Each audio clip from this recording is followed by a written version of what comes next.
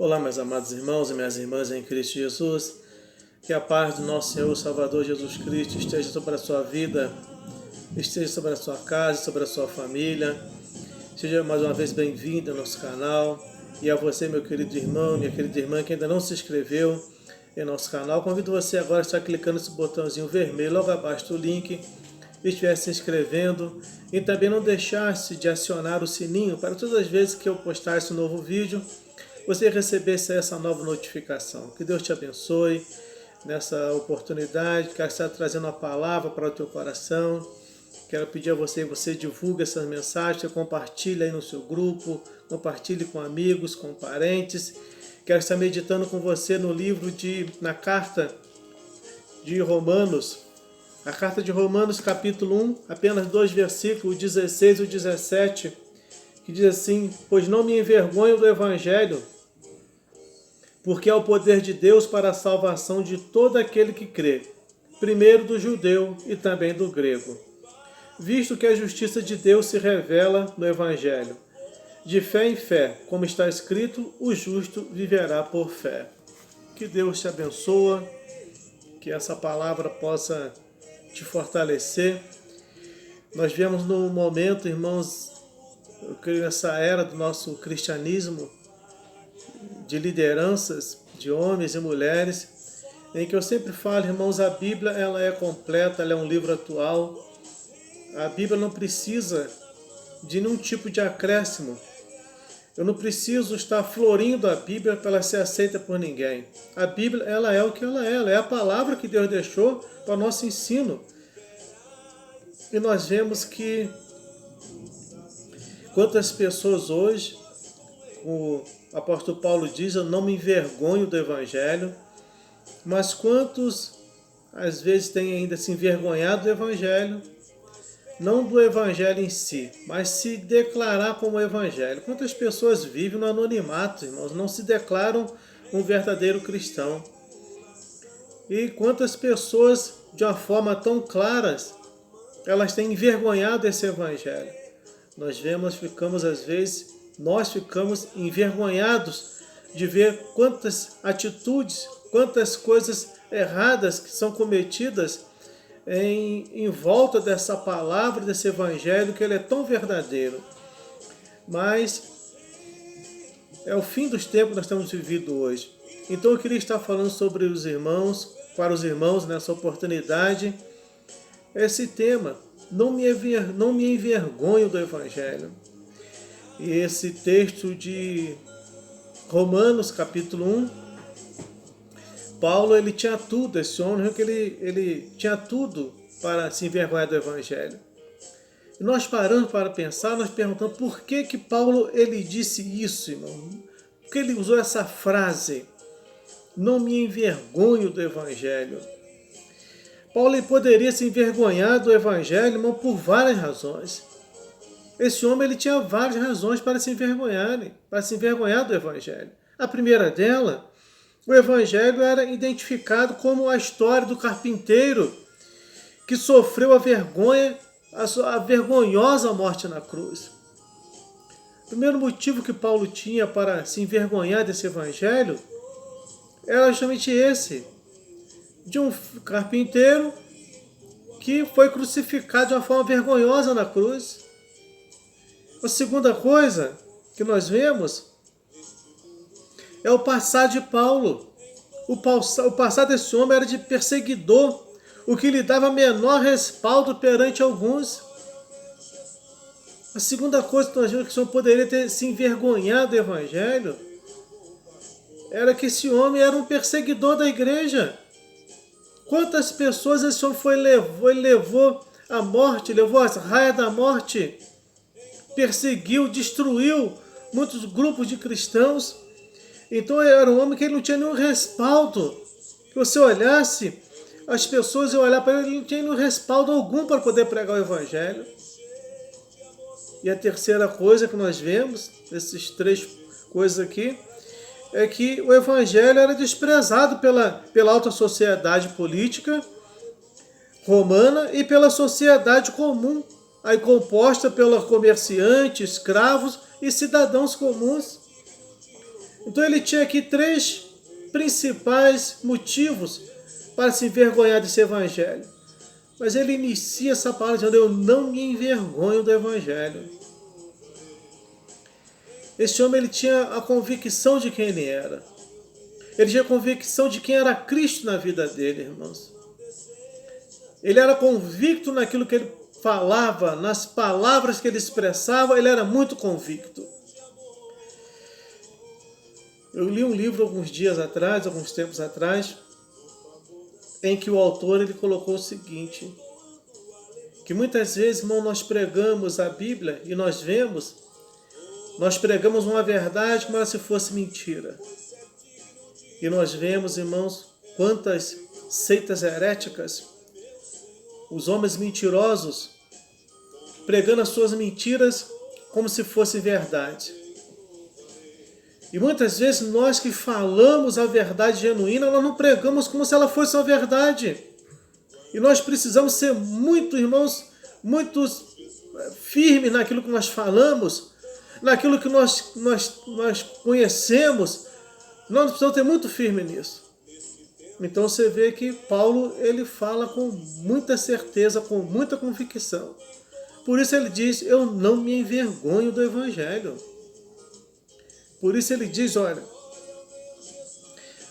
ele diz na palavra, por evangelho, para aquele que crê. Aquele que crê. O interessante, irmãos, é que, porque Paulo diz, não me envergonho do evangelho. Porém, mesmo nessa circunstância, Paulo não se esconde e nem se emudece.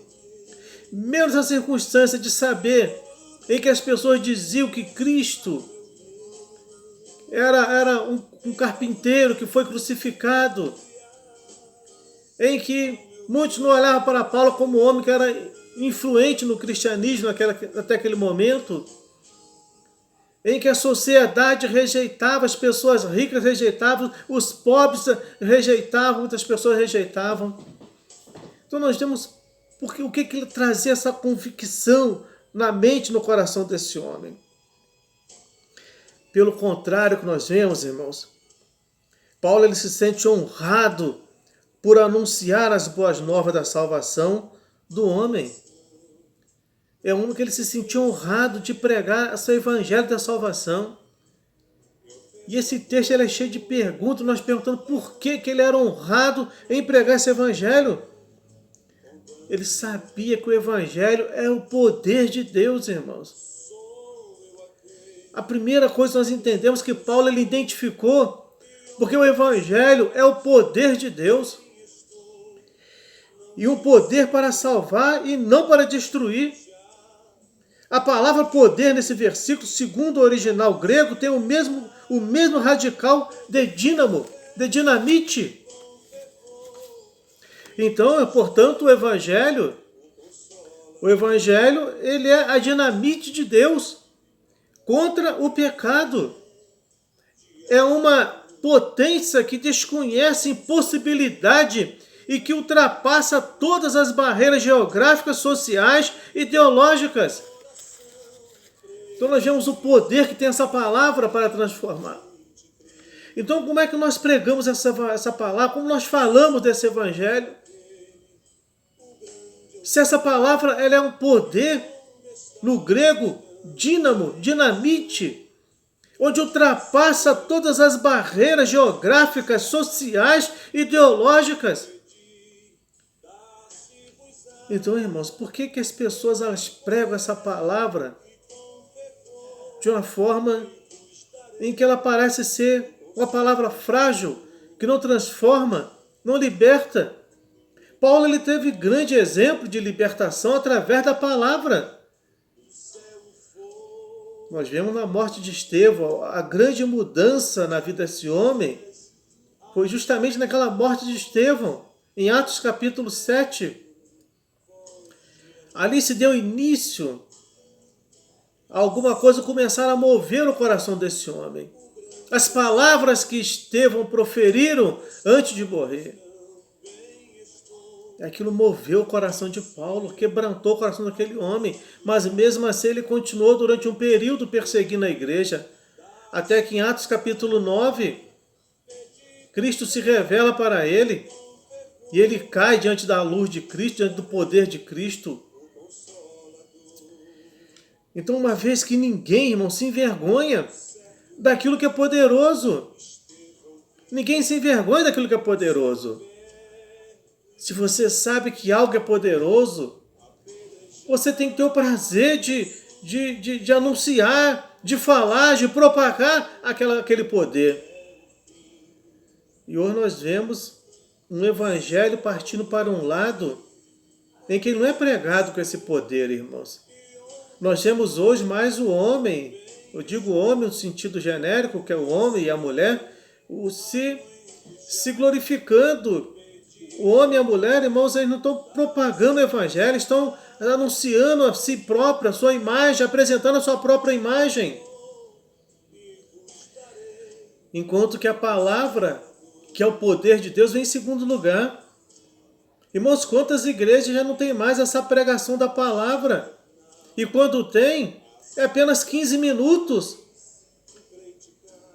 Não estou dizendo que em 15 minutos uma pessoa não pode ser transformada. Pode. Mas a palavra, ela tem que ter um tempo para crescer, para ser lançada e germinar ali no coração, para a pessoa entender o que Deus quer falar com ela. E nós vemos igrejas, quando tem, leva aí, irmãos, mais de 1 hora de louvor e, às vezes, 15 minutos para a pregação da palavra. A palavra tem que ser anunciada, irmãos. A ordem que Cristo deu em Marcos capítulo 16, ide e pregai o evangelho.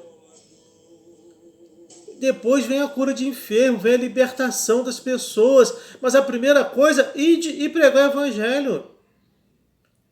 Porque se nós pregamos o evangelho, imediatamente as coisas vão acontecerem. Vai ter libertação, vai ter cura, vai ter milagres, vai ter salvação de almas. Por isso nós vemos hoje, essa dificuldade de salvação de almas. As pessoas estão adquirindo título de sócios nas algumas igrejas.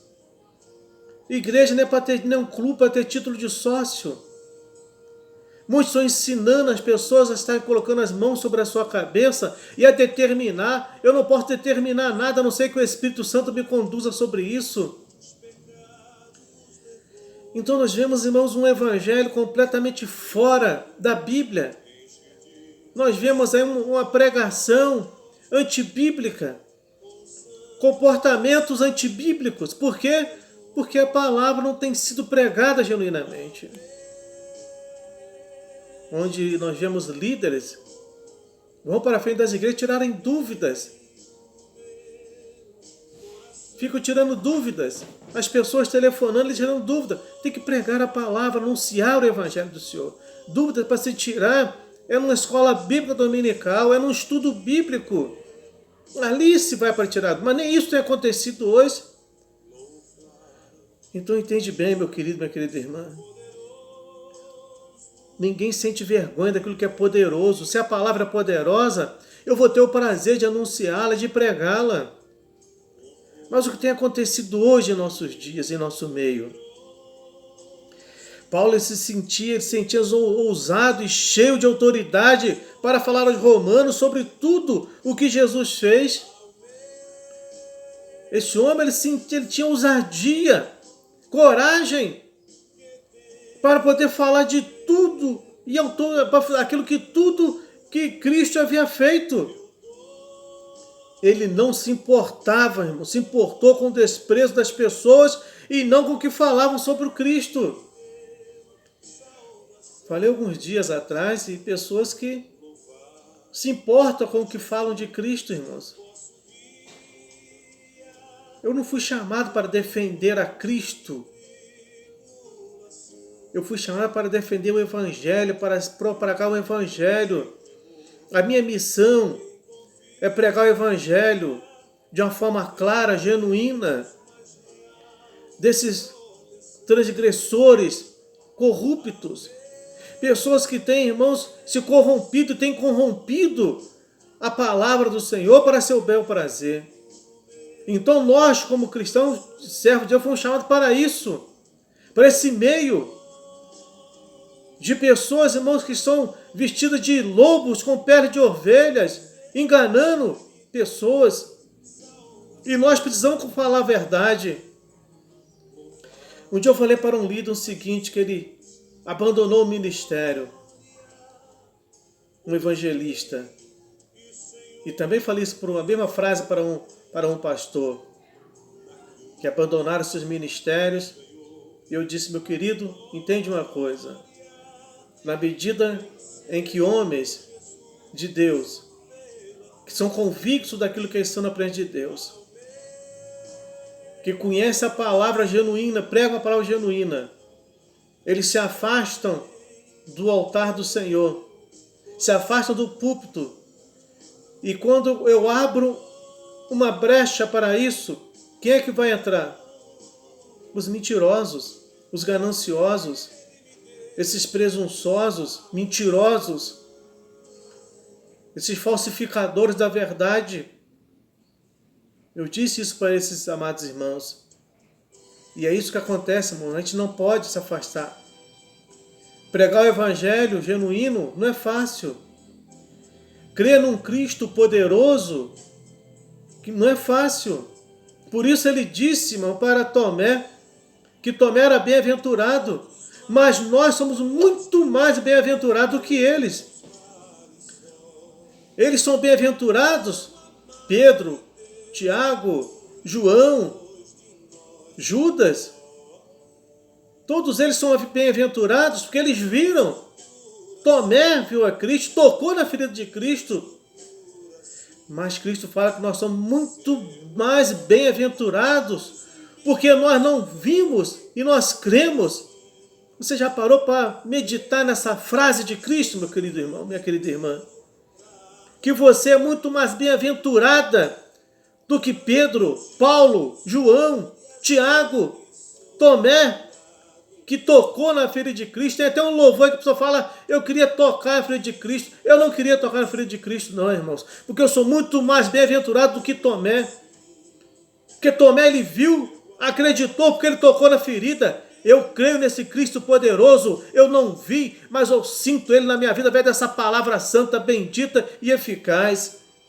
Nós somos muito mais bem-aventurados, meus queridos irmãos e minha querida irmã. Então esse é o poder da palavra. Então se ela é poderosa, eu não posso me envergonhar daquilo que é poderoso, meu querido irmão. Paulo sentia-se ousado. Esse homem, ele tinha falava com autoridade, com convicção, porque ele sabia do Cristo que ele servia, do Cristo que ele pregava.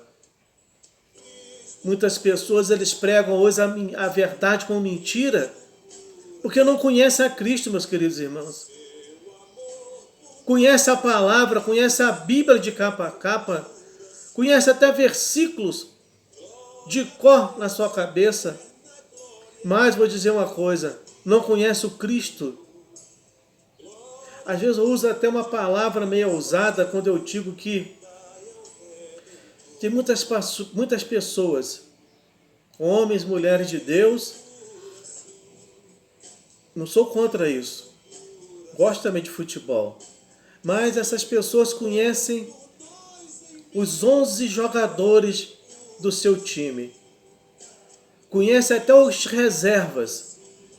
Mas, irmãos, quando você pergunta quem são os discípulos de Cristo, é como se Cristo, naquele momento em que ele fala para os discípulos assim, que dizem os homens o que eu sou? Que diz os homens acerca do que eu sou? Cristo, ele sabia o que os homens pensavam dele, irmãos, os fariseus, os saduceus. Ele sabia que aqueles homens pensavam acerca dele. Agora Jesus queria saber o que eles pensavam dele. Mas não era o que passava na mente e no coração deles, não. Mas era o que eles pregavam. A pergunta de Cristo era uma pergunta que movia por trás o coração daqueles homens. Jesus não queria que eles dissessem, como Pedro disse, tu és Cristo, o Filho de Deus. Aí ele fala, disseste bem que o Espírito te revelaste, mas não era isso que Cristo queria saber. Era o que Cristo queria saber, é o que eles pregavam para as pessoas acerca dele. Eu saber quem é Cristo? Eu sou um cristão, eu sou um pastor, eu sou um líder, você é uma líder. Agora, o que eu prego acerca de Cristo? O que eu represento acerca de Cristo nessa face da terra? É isso que Cristo queria saber quando ele faz aquela pergunta. E vós, o que pensais de mim? O que pensais que eu sou? O que dizeis que eu sou? É isso que Cristo queria saber. O que nós dizemos para as pessoas o que Cristo é. Não somente através de uma palavra lida, mas através de uma palavra expressada com as nossas vidas, com nossas atitudes, nossos comportamentos. O que eu revelo para as pessoas acerca do meu comportamento? Então é isso que ele queria saber, irmãos. Porque na frente de Cristo, eles eram os discípulos. Mas e por trás? O que eles falavam para as pessoas quem era o Cristo? Então, Paulo ele sabia que seu passado não mais o condenava. Paulo sabia disso, que o seu passado não mais o condenava. Então, meu querido, minha querida irmã, o teu passado não pode te impedir de você ser um pregador da palavra do Senhor. Nós vemos que assim ele serve de inspiração para que sejam gerados novos defensores e propagadores ativos do Evangelho. Quando eu sou convicto que o meu passado não me condena, não importa que tipo de passado que eu tive, mas eu sou uma nova criatura em Cristo, 2 Coríntios 5,17. Aquele que está em Cristo, nova criatura é. As coisas velhas se passaram e eis que tudo se fez novo. Irmãos, tudo se passou. E quem escreveu foi esse homem, Paulo.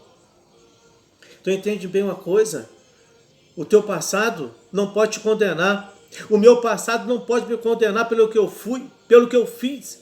Não pode, porque nós somos novas criaturas em Cristo. E nós temos que falar com ousadia, ainda que o maligno ele traz à nossa memória, talvez alguma coisa do passado. Às vezes ele liga aquele botãozinho dele lá do inferno para trazer naquele grande telão dele, na tua memória, no teu emocional, e mostrar o que você fez. Já está apagado, apaga isso da tua memória, pede para que o Espírito Santo tire isso, porque isso não existe mais lá na presença do Senhor. Ele já lançou por terra no mar do esquecimento. O inimigo é que ele vive do passado, tentando te cobrar, tentando te fazer você ir para o mundo dele, que é o mundo de mentira, o mundo de ilusão. Então Paulo sabia que o seu passado não podia lhe condenar mais. Não podia. E por isso, irmãos, ele pregava, ele servia de inspiração para que sejam gerados novos adoradores, defensores e propagadores ativos da palavra de Deus, desse evangelho. As pessoas, irmãos, elas só vão confiar, acreditar em Deus, acreditar em Cristo, acreditar nessa palavra quando vê aquilo que eu falo com clareza, eu falo com firmeza, eu falo com convicção de um Cristo que muda, de um Cristo que transforma, de um Cristo que liberta. Então, irmãos, fale dessa forma, com a sua vida, não apenas com entendimento na palavra, não apenas com essa palavra chamada a palavra Logos, mas essa palavra rema que vem do coração de Deus, que você fala com ousadia, com autoridade para o coração dos ouvintes. Então Paulo estava certo que Jesus Cristo não se envergonhava dele. Guarde essa palavra. Esteja certo, esteja certa que Cristo não se envergonha de você. O que aconteceu, ele já apagou dos seus livros. Na carta de Colossenses, capítulo 2, ele diz que ele pegou nossa cédula de dívida, ele expôs e rasgou publicamente. É como se ele dissesse que nós não devemos mais nada para o inimigo. Irmão, nós somos livres. Nós somos livres em Cristo Jesus. Livres, irmãos. Não podemos estar presos àquilo que o inimigo lança em nossa memória. Por isso esse homem ele fala com muita clareza nesse versículo 16. Não me envergonho do Evangelho. Pregue com ousadia, pregue com autoridade, pregue com confiança, Fale com firmeza, com certeza daquilo que Deus coloca no teu coração. E você vai ver vida chorando, clamando a Deus, se dobrando no altar do Senhor, chorando, buscando a salvação da sua alma. E a última coisa que o Espírito colocou no meu coração, que diz o seguinte: quem não se envergonha do Evangelho e não envergonha o Evangelho, não é envergonhado por Jesus Cristo. Entendeu? Quem não se envergonha do Evangelho e não envergonha o Evangelho, não é envergonhado por Jesus Cristo. São duas coisas diferentes. Uma coisa é eu me envergonhar do Evangelho. Eu me envergonho do Evangelho do Senhor. Me envergonho que no passado, eu me lembro na época que eu me converti, vai fazer 35 anos, irmãos. Imagina, 35 anos atrás, o Evangelho ela ainda era para pessoas humildes, pobres. Quando uma pessoa mais rica da sociedade se convertia, era uma coisa assim, nem se acreditava. Me lembro que meu pai tinha uma situação financeira muito boa, e eu me converti, e a minha falecida avó, a mãe do meu pai, disse o seguinte: para que tu passou para crente? Teu pai é rico, tu não precisa passar para crente. A noção dela que ser cristão, ser crente, era para pessoas pobres, humildes. Então era essa o contexto que nós vivíamos no passado. Mas hoje não, irmãos. Hoje nós vemos aí grandes empresários, grandes homens sendo realmente levados ao cristianismo, levados ao Evangelho, se dobrando diante de Cristo.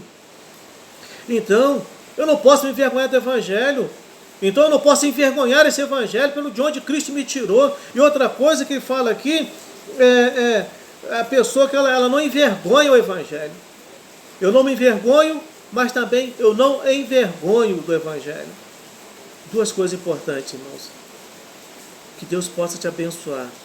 A palavra de Deus, irmãos, lá no livro de Apocalipse, Apocalipse capítulo 20, capítulo 2, capítulo 3, melhor dizendo, 20, diz que eis que eu estou à porta e bato. Se alguém abrir, entrarei, cearei com ele e farei morada. E outro texto que fala: errais não conhecendo a Escritura e nem o poder de Deus. A palavra de Deus, irmãos, no livro na carta de 1 Coríntios capítulo 9, 16, diz assim: porque se anuncio o Evangelho, não tenho de me gloriar, pois me é imposta essa obrigação, e ai de mim, se não anunciar o Evangelho. Nos é imposta essa obrigação. Ai de mim, se não anunciar esse Evangelho. E mesmo Coríntios capítulo 1, versículo 18, ele diz ainda, apóstolo Paulo: porque a palavra da cruz é loucura para os que perecem, mas para nós que somos salvos é o poder de Deus. Ela é loucura para os que perecem, mas para nós somos salvos, ela é o poder de Deus, meus irmãos. Ela é o poder na tua vida, é ela que nos transforma, é ela que nos liberta, é ela que nos leva para a salvação eterna.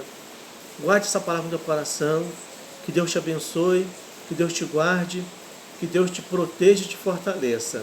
Senhor, quero te agradecer por essa palavra santa, meu Deus. Essa palavra, meu Deus, que nos desperta para nós termos um entendimento, meu Deus querido, do Teu Evangelho, do Teu poder em nossas vidas. Em que nós não podemos nos envergonhar daquilo que é poderoso, meu Deus, que é a Tua palavra, essa palavra santa. Meu Deus, eu quero pedir em nome de Jesus, Pai, que Tu possa nos dar graça. Assim como o Teu servo, meu Deus eterno, Paulo, ele diz: eu não me envergonho do Evangelho. Que este homem, essa mulher, esse jovem, esta jovem, não venha se envergonhar do Teu poder nas suas vidas, porque essa palavra que transforma, essa palavra que cura, é ela que liberta, meu Deus eterno.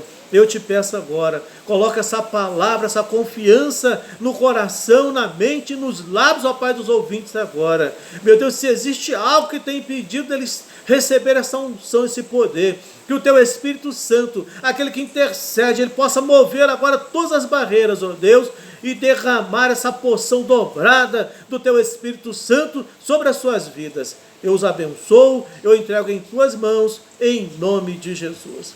Que Deus te abençoe, te guarde, te proteja. Que essa palavra esteja no teu coração, na tua alma, no teu entendimento. Fique com Deus, se inscreva no nosso canal e Deus te abençoe em nome de Jesus.